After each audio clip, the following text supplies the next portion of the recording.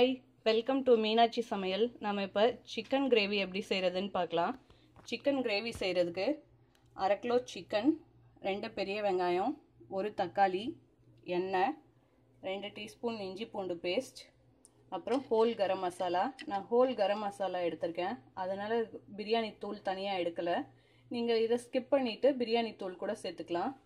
கொஞ்சோண்டு புதினா, கொஞ்சம் மல்லித்தலை, பச்சை மிளகா, அதுக்கடுத்து மஞ்சத்தூள் 1/4 டீஸ்பூன், 1 டீஸ்பூன் மிளகாத்தூள், 2 டீஸ்பூன் தனியாத்தூள்.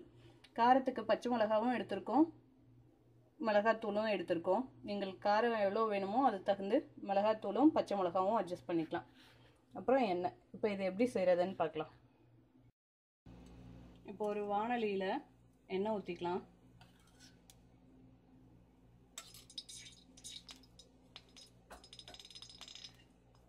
இப்போ இதில் பிரியாணி ஜாமான் எல்லாமே சேர்த்துக்கலாம்.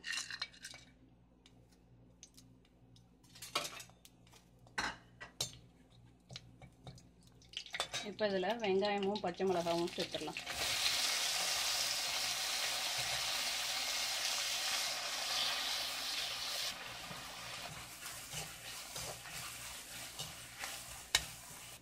இப்போ வெங்காயம் இந்த டிரான்ஸ்பரண்ட் கலருக்கு வதங்கினா போதும். இப்போ இதில் இஞ்சி பூண்டு பேஸ்ட் சேர்த்துடலாம். இதில் இஞ்சி பூண்டு பேஸ்ட் சேர்த்துடலாம். அதை நல்லா வதக்கிடலாம். இப்போ இஞ்சி பூண்டு பேஸ்ட் நல்லா வதங்கிடுச்சு. இப்போ இதில் தக்காளி சேர்த்துக்கலாம். இப்போ இந்த தக்காளி நல்லா குலைவாக வதங்கிடட்டும். இப்போ தக்காளி நல்லா வதங்கிருச்சு. இதில் மல்லியும் புதினாவும் சேர்த்துடலாம்.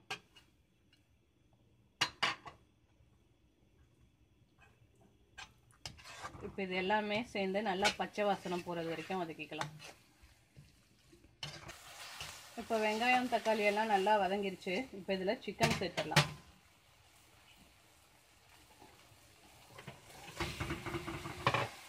இப்போ சிக்கன் சேர்த்துட்டு கொஞ்சம் நல்லா வதக்கிடலாம்.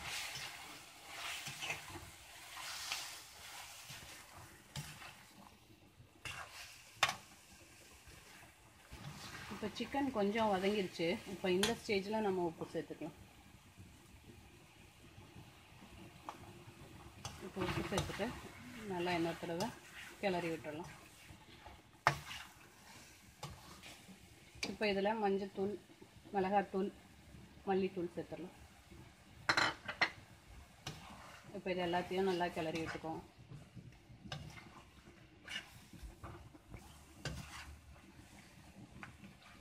இப்போ இந்த ஸ்டேஜில் டேஸ்ட் பண்ணி பார்த்துட்டு உங்களுக்கு உப்பு காரம் தேவைப்பட்டால் கொஞ்சம் ஆட் பண்ணிக்கலாம். இப்போ காரம் கொஞ்சம் கம்மியாக தெரியுது, அதனால் நான் இன்னும் கொஞ்சம் மிளகாத்தூள் சேர்த்துக்கிறேன். இப்போ இதில் ஒரு 1/2 கிளாஸ் தண்ணி ஊற்றி மூடி போட்டு வேக வச்சிடலாம். இப்போ இதில் எல்லாத்தையும் போட்டு நல்லா கிளறி விட்டோம். இப்போ இது ஒரு 10 மினிட்ஸ் மூடி போட்டு வேக வச்சிடலாம். இப்போ 10 மினிட்ஸ் ஆயிடுச்சு. சிக்கன் எவ்வளோ வந்திருக்குன்னு பார்க்கலாம்.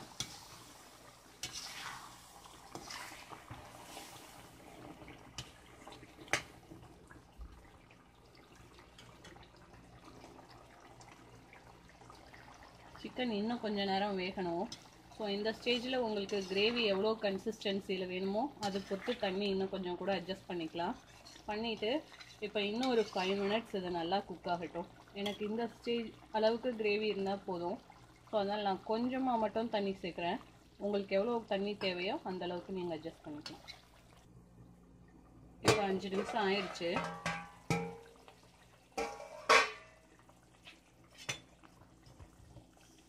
சிக்கன் நல்லா வெந்துருச்சு.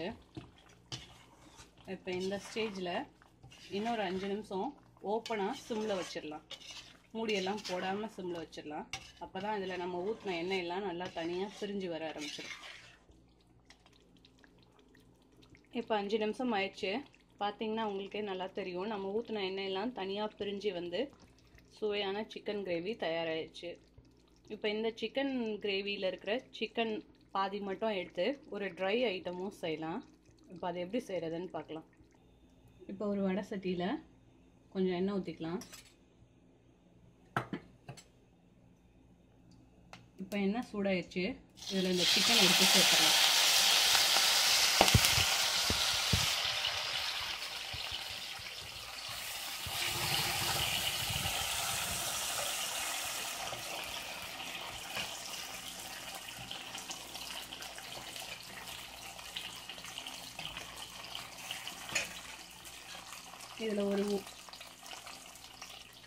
இதில் ஒரு கரண்டி மட்டும் நம்ம செஞ்ச கிரேவியிலேருந்து சேர்த்துக்கலாம்.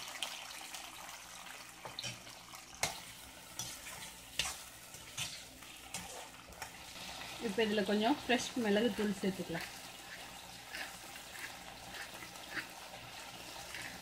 உங்களுக்கு காரத்துக்கு தகுந்தாப்புல மிளகுத்தூள் சேர்த்துக்கலாம். முதலே காரம் போட்டுருக்கோம் சிக்கனில், பட் இருந்தாலும் இது ஒரு அடிஷ்னல் காரம்.